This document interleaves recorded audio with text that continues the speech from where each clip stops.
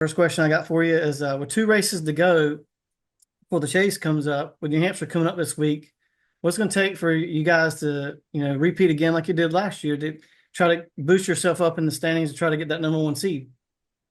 Yeah, it's going to take a lot to get to the first to catch the 11 car, but no, New Hampshire was a great event for us last year. We showed up with really good speed and was able to just kind of make small changes throughout the weekend to keep up with the racetrack and keep up with competition as well. So hopefully, we have that same type of speed this weekend. You never know. You never know how you're going to show up. Even though you have a good notebook for last year, a lot of things change, over the year. And do you hope that what you've learned, in the year between events, have you gotten a little bit better? Has your competition gotten a little bit better? So, but I look forward to the weekend, and these shorter, flat ovals seem to have been really good for Team Penske as a whole this year. So hopefully that trend can continue.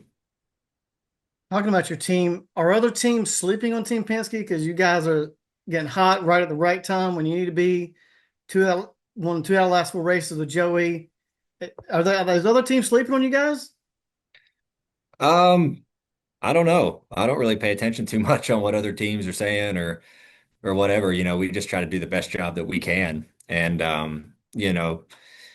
this sport ebbs and flows all the time. There's teams that find something and really perform well. And then other teams catch up. A lot of these teams, they have amazing people that are thinking through every scenario, right? Whether it's how to get more speed at certain tracks, how to execute better.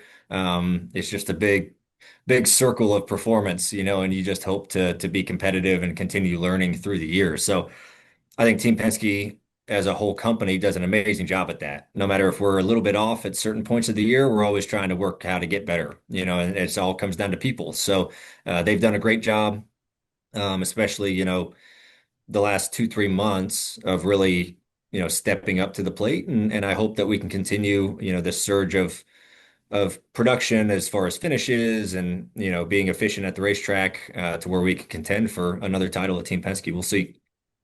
All right, with Darlington right here in our backyard coming up, being the first race in the chase, what would it mean for you to win the Southern 500, it being such a big crown jewel event? Yeah, yeah. I mean, that's what's on everyone's bucket list. Winning at Darlington in general is incredibly tough to do, and it's another step, to win the Southern 500. And growing up, going to that race a lot, really made me fall in love with that place as a kid. Being able to run at that racetrack is such a unique place. It's one of the hardest. I think the Southern 500 is the hardest race that we go through during the year, just mentally, physically, you're worn out after that thing, and just trying to put 500 miles together around that place without making a mistake is incredibly hard to do. So we like to add that one, to the list of races and events that we've won. We've been pretty good at that place in the past, so hopefully we can put a good one together and start the chase off right. We'll see. With several tracks in the chase you guys are good at, how does it set you up for you to get another championship run?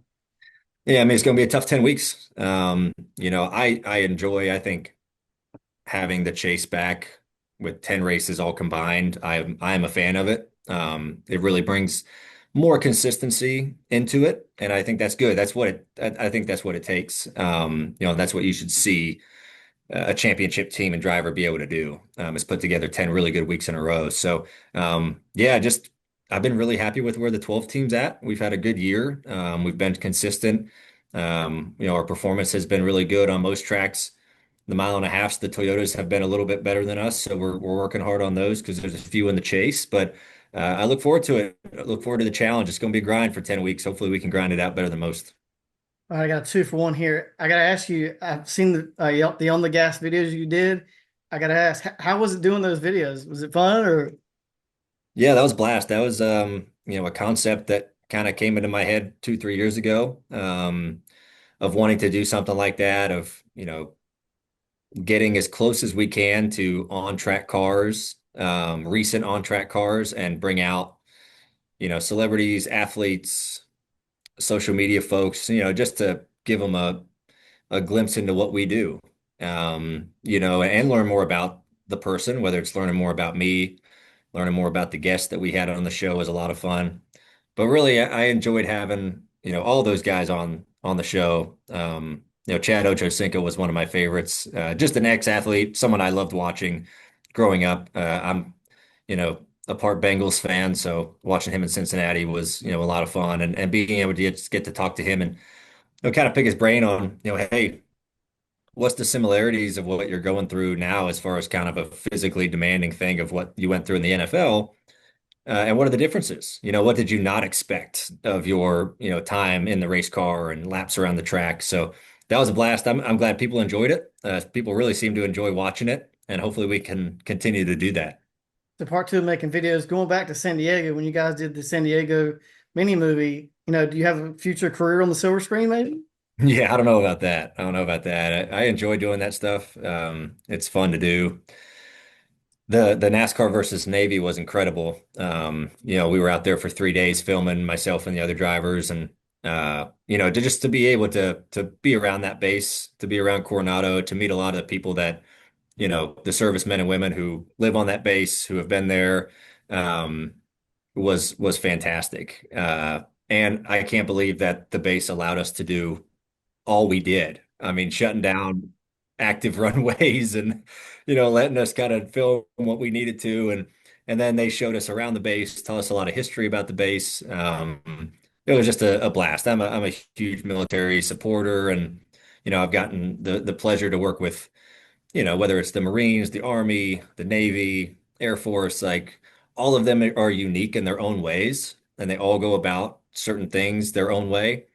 But at the end of the day, they all have the same mindset, and it's working together, it's being disciplined, relying on your person next to you to succeed. It's a lot of similarities of what we try to incorporate in our race team, right? Relying on each other and communicating. So that was a lot of fun. But yeah, I don't know. That's just something fun I like to do nowadays. I don't think I have a career in it.